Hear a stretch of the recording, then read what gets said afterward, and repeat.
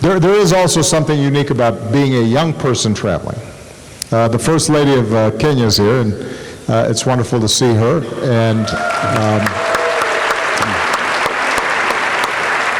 as some of you know, my father was from Kenya, but I did not know my father well. I met him once, but basically I was raised in the United States. And my first trip to Kenya I was already in my mid-20s. I had graduated from college. I had already worked.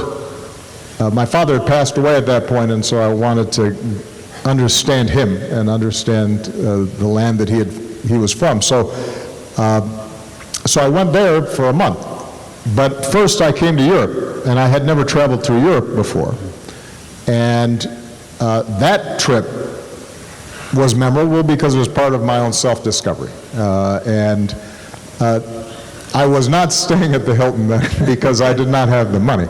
So, you know, we were staying, I was traveling alone, and I was, in Europe I was in these pensiones and you know, basically would buy, you know, a baguette and some cheese and eat that every day. Some wine occasionally. And I still remember taking the bus from Madrid to Barcelona overnight. And my Spanish wasn't very good, but I could communicate a little bit, and befriended this fellow traveler on the bus who couldn't speak English, but I shared with him some bread, and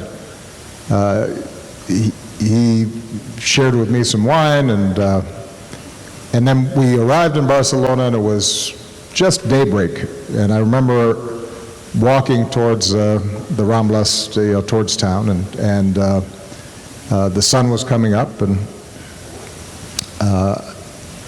so those kinds of trips are memorable because they're part of you as a young person trying to discover what your place in the world is. And then I went on to Kenya and spent a month there, and